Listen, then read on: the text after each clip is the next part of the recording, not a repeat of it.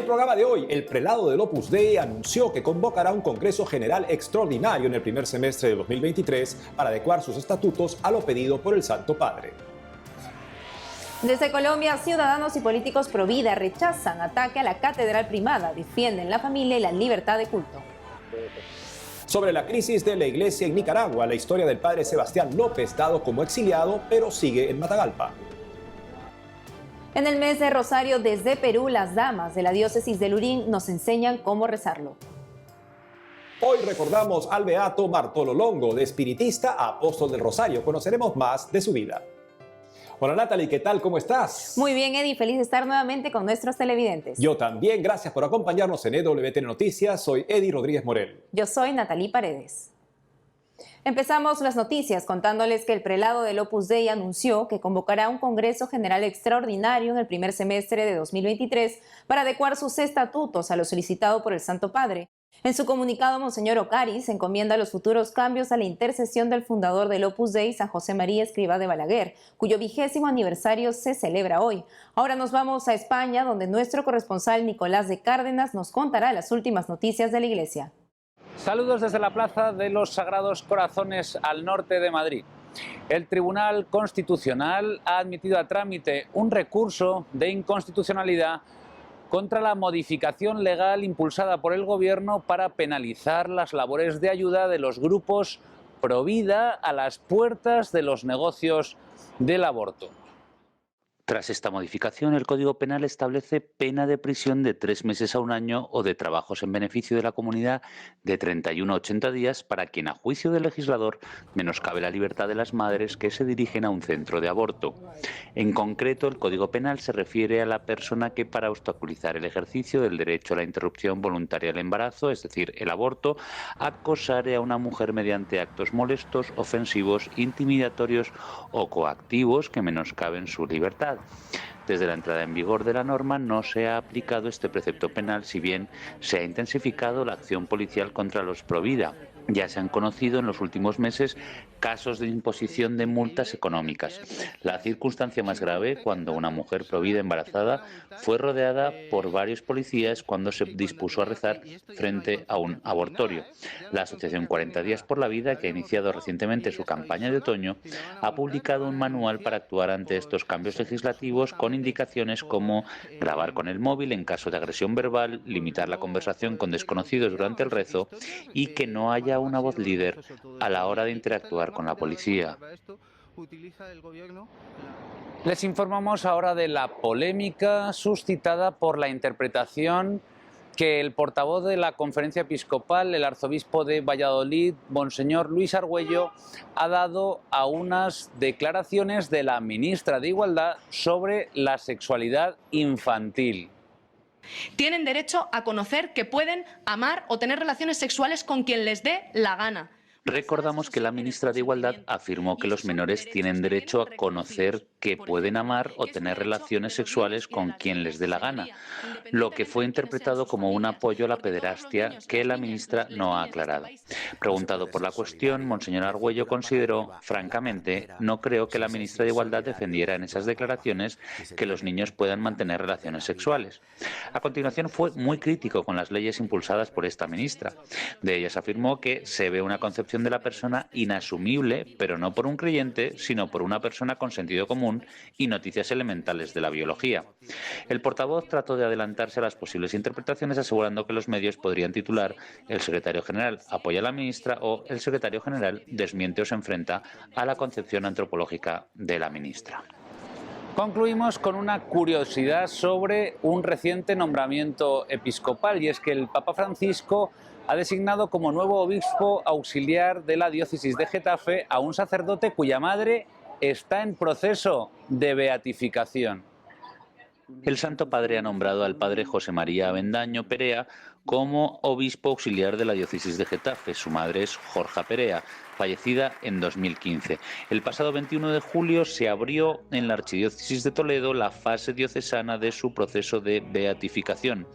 Una madre está siempre pendiente de sus hijos y mi madre habrá intercedido, ha afirmado el padre Avendaño con motivo de su nombramiento. Nacida en 1928, huérfana desde muy pequeña, Jorge Perea se casó a los 25 años con Cándido Avendaño. Tuvieron 5 hijos. De ella se destaca que la sencillez y la humildad son las marcas que el Espíritu Santo dejó en su alma.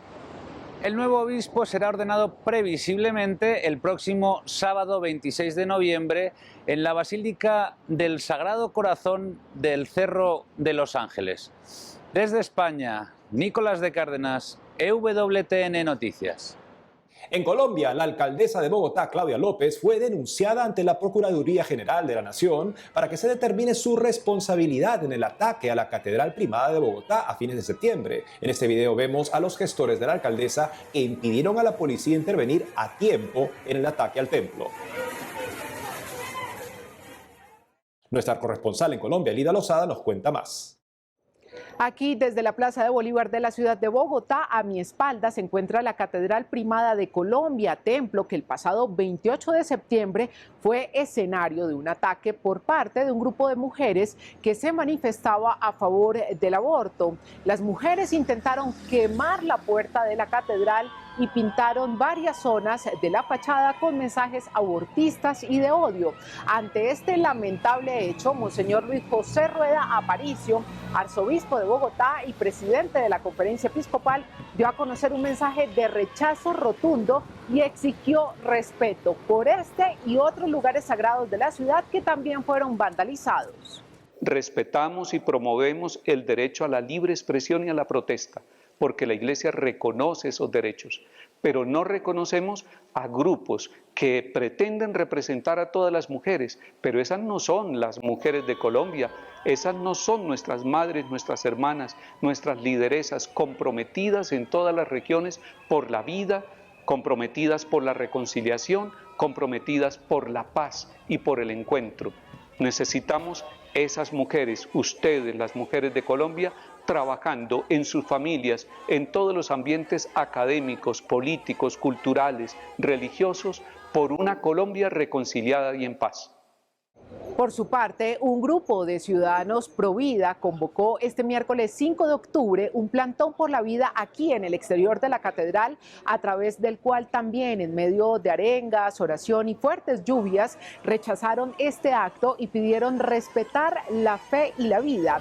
A la actividad también se unieron los miembros de la bancada pro vida del Congreso, quienes ratificaron una vez más su compromiso con seguir impulsando una agenda legislativa que defienda la vida, la familia y la libertad de cultos en Colombia. Y con estos actos incendiarios y violentos, rechazar la protección del bebé que está por nacer, porque la Iglesia Católica pues evidentemente está en contra de toda forma de violencia y vemos que el aborto lo es una forma de violencia. Entonces hoy los católicos y las personas pro vida vinimos a manifestarnos no solamente para rechazar estos actos vandálicos, sino también para reparar. ¿Y por qué reparar? Porque sabemos que este es un lugar sagrado donde está nuestro Señor Jesucristo, donde celebramos y vivimos la fe de manera pública. Y como católicos nos hemos sentido completamente agredidos y ofendidos. En otras noticias, también el día de ayer en la sede de la Conferencia de Religiosos de Colombia, la Confederación Latinoamericana de Religiosos CLAR realizó la presentación del libro Vulnerabilidad, Abusos y Cuidado en la Vida Religiosa Femenina, creando una cultura del cuidado y la protección. De acuerdo con la CLAR, esta publicación es fruto de la construcción colectiva realizada por su Comisión de Cuidado y Protección, que anima a la vida religiosa del continente a profundizar en la problemática del abuso para suscitar conciencia, conversión y nuevas prácticas relacionales que permitan prevenir las situaciones de abuso de poder, de conciencia y físico en estos espacios religiosos. A continuación, más detalles del libro y de su impacto para países como el nuestro. Lo que nosotros pretendemos con el libro es visibilizar esta herida en la vida religiosa femenina, poder ponerle nombre, historia, contexto, y de esa manera poder crecer en conciencia de que eso está sucediendo también al interior de la vida religiosa femenina, y que lo que urge es entonces hacer el camino del reconocimiento para poder hacer el camino de la transformación y de la reparación. Nos hemos dado cuenta de que hay mucho también por parte de las mismas hermanas, ¿no? Y eso nos ha dolido bastante, que en este caso hay quien ha ejercido una labor de formadora, de superiora o de acompañante, que sí ha ejercido ese tipo de abusos, ¿no? Y otro, también muy llamativo, como el problema del silencio, ¿no? Del silenciamiento, mejor dicho. Porque hay muchos casos en los cuales hay gente que durante mucho tiempo no ha podido hablar, no se ha sentido capaz, incluso ahora con muchos miedos. Seguramente porque en algunos casos está cuestionada también su propia vocación, pensando que el secreto debería ser como parte de su identidad vocacional, cosa que no es cierto. No podemos ignorar, no podemos ni debemos cerrar ojos ante esta realidad y debemos estar con una mentalidad abierta para formar a la gente, preparar a la gente, acompañar a la gente en este sufrimiento que hay. Desde Colombia, Lida Lozada, EWTN Noticias. Ya son 48 días los que llevan presos el obispo de Matagalpa, 3 sacerdotes, un diácono, 2 seminaristas y un laico por orden del dictador Daniel Ortega. Aquí lo último sobre la crisis de la iglesia en Nicaragua. Me permiten darles un abrazo hermanos, si somos hermanos, ámense los unos a los otros. General, me permite darle un abrazo, general, somos hermanos. No preciso ni decir todo esto que te... En septiembre, durante una asamblea de la Unión Europea, los diputados que condenaron la persecución del gobierno de Daniel Ortega contra la iglesia en Nicaragua mencionaron una lista de sacerdotes que dejaron el país ante el acoso gubernamental. Dentro de ellos nombraron a un sacerdote, el cual, según las indagaciones de EWTN Noticias, permanece en su diócesis sin intención de repatriarse, a pesar de la tribulación y el panorama de religiosos que sufren cárcel. Veamos de quién se trata. Aquí el padre Sebastián López, la mañana del pasado 1 de octubre, camino a la comunidad Las Lajas para celebrar sus fiestas patronales en honor a San Francisco de Asís. Esta comunidad pertenece a la jurisdicción de la parroquia Santa Lucía, de la cual el padre López es administrador apostólico. El video fue publicado en el Facebook de la Pastoral Juvenil de la parroquia Santa Lucía. Por las lluvias, el sacerdote tomó otro camino para llegar a Las Lajas.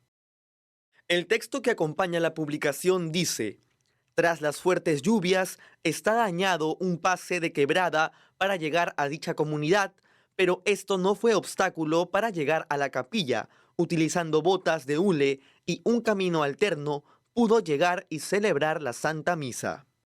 Con este video se confirma que el padre Sebastián López permanece en Nicaragua y no desterrado como se especulaba. El pasado 14 de septiembre, el Parlamento Europeo publicó una resolución sobre la situación de Nicaragua. En esta decía que otros 5 sacerdotes, a saber, Uriel Vallejos, Vicente Martínez, Sebastián López, Mángel Hernández y Dani García, se exiliaron como consecuencia de la detención del obispo Álvarez. Incluido el padre López en esta lista, todo parecía indicar que estaba fuera del país. Sin embargo, es oficial que aún sigue en Nicaragua. La gran hazaña del padre Sebastián López ocurrió el pasado 16 de agosto.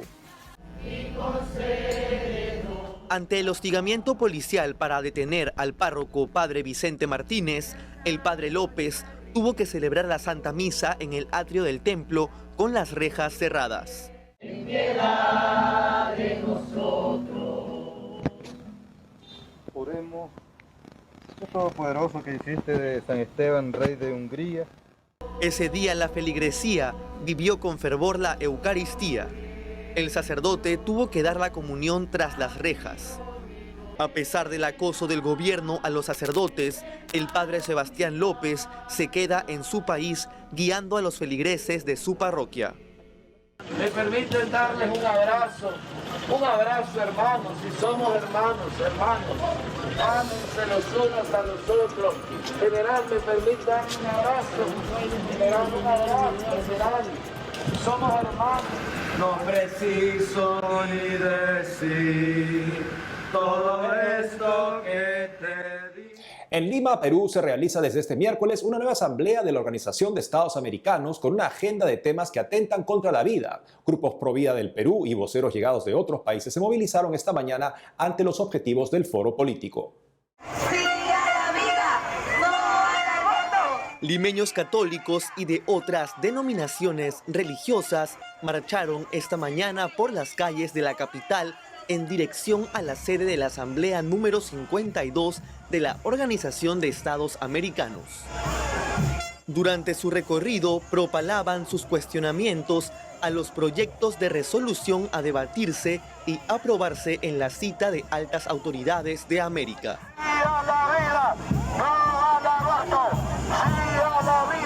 Según afirmaron los manifestantes, los documentos de trabajo sobre la promoción de los derechos humanos contienen principios contra el matrimonio natural y la defensa de la vida. ¡Sí a la vida!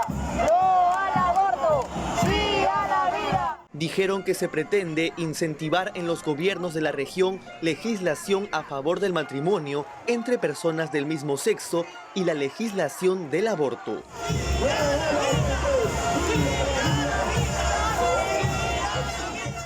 Este viernes tendremos un informe especial sobre la Asamblea de la OEA en Lima y su preocupante agenda. Nos vamos a una pausa y al volver, en el mes de Rosario desde Perú, las damas de la diócesis de Lurín nos enseñan cómo rezarlo. Hoy recordamos al beato Bartolo Longo, de espiritista a apóstol del Rosario. Conoceremos más de su vida. Ya regresamos con más noticias con Enfoque Católico.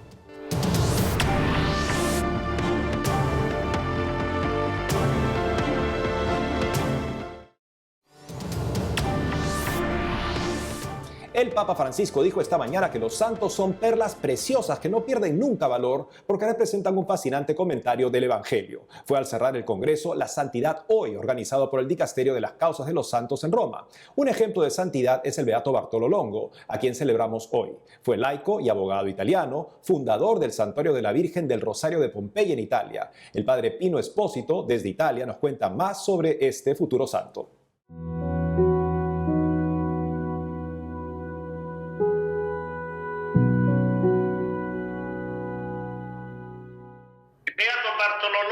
Es una persona muy compleja y muy grande, muy humilde.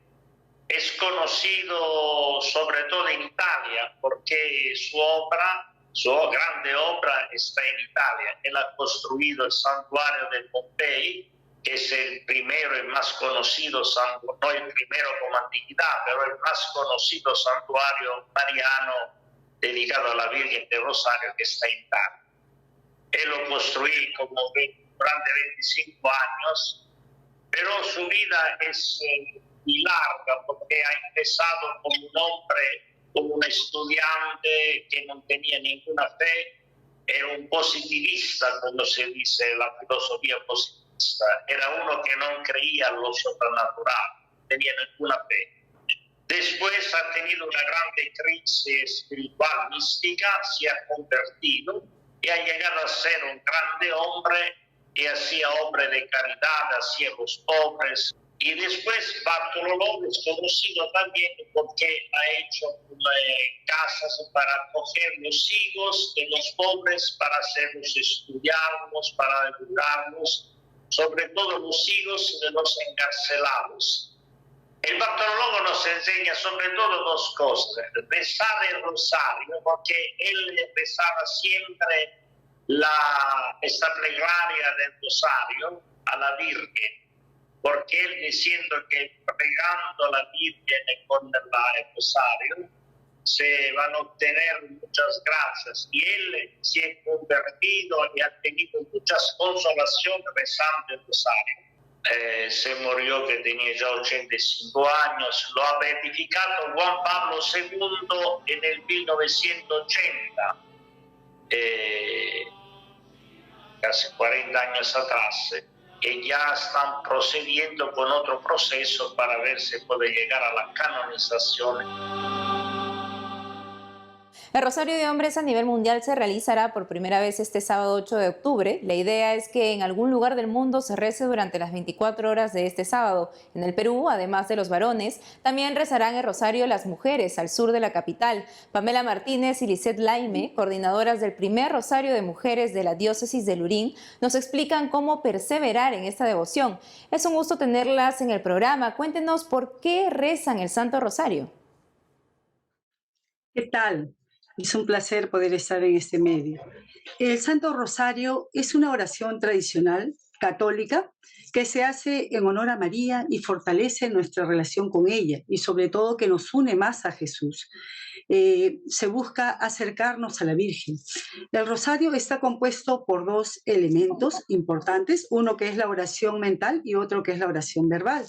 El Santo Rosario es una oración mental que en todo momento busca que nosotros podamos tener una relación cercana con Jesús a través de nuestra Madre, la Virgen María. Y se hace necesario rezar el rosario porque de esta manera podemos pedirle a nuestra Madre que interceda ante Dios en todas nuestras necesidades, en todo aquello que le queremos pedir, como por ejemplo pedir ahora la paz del mundo, que cese la guerra entre Rusia y Ucrania, que los niños de todo el mundo sean protegidos, pedirle también a nuestra Madre que la mujer tenga un lugar importante en la sociedad y que juntos podamos sacar adelante las familias.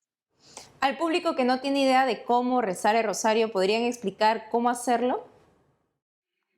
Sí, el rosario lo rezamos pues de una manera muy sencilla en realidad. Aunque no lo parezca, el rosario es una oración sencilla en la cual rezamos precisamente un Padre Nuestro y 10 Ave Marías y luego el Gloria. Lo hacemos en 5 decenas para finalmente acabar rezando una salve y también las letanías como una forma de recordar a nuestra Madre, venerarla y pedirle su intercesión ante todas nuestras necesidades. ¿Y qué recomiendan para mantener la concentración al momento de rezar? La mayor concentración viene de creer, tener fe en que el Santo Rosario es una oración muy poderosa, tener presente nuestras intenciones durante el rezo. Eso ayudará a que toda nuestra concentración sea puesta en Dios y en nuestra Madre, la Virgen María.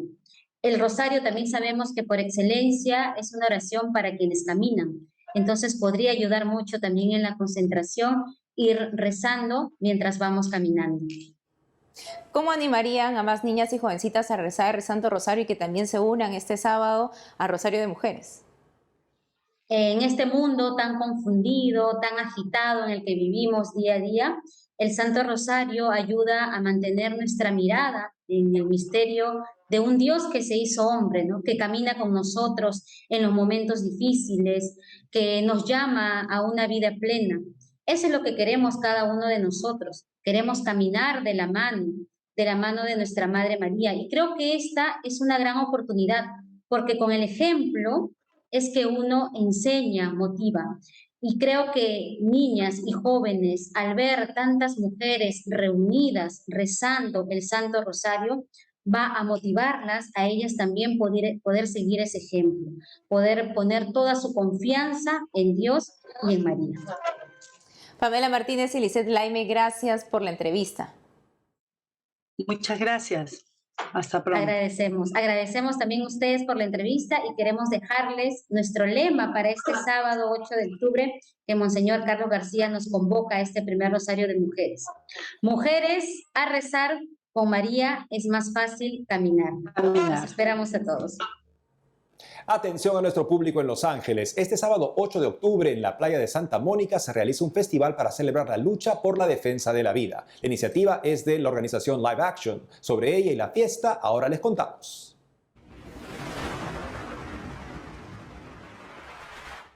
Aquí el muelle de Santa Mónica, en Los Ángeles, California. En este lugar, el sábado 8 de octubre, se celebrará el Festival Unidos por la Vida. La idea es celebrar la vida. Nosotros queremos celebrar el hecho de que Roe versus Wade, que fue la ley constitucional de los Estados Unidos que permitía el derecho al aborto, ya no es parte de la ley de los Estados Unidos. Pero también queremos celebrar la vida y dejar un mensaje al estado de California, porque el estado de California se está convirtiendo poco a poco en un estado santuario del aborto. Life Action es una organización provida de Estados Unidos que se ha extendido por América Latina y Europa. Promueve iniciativas como este festival, donde buscan informar acerca de la dignidad de la vida humana. Según Mauricio León, director de alianzas estratégicas de Life Action, al menos 1 millón de niños son abortados al año en Estados Unidos. En medio de esta realidad, Life Action busca promover la acción a favor de la vida en todo el país. El Festival Unidos por la Vida reunirá a muchas figuras pro vida importantes. Estarán presentes Lila Rose, fundadora de Life Action, la cantante de hip hop, Wande, Liana Rebolledo, activista católica pro vida de México, entre otros. Los tickets están disponibles online en la página web de Live Action, o también pueden buscarlo en Google. Si escriben Unite for Life 2022, van a encontrar la página en la cual ustedes pueden obtener su ticket. El festival empezará a las 4 de la tarde, hora local, en el muelle de Santa Mónica. Con el código promocional EWTN, todos los televidentes podrán adquirir una entrada gratis.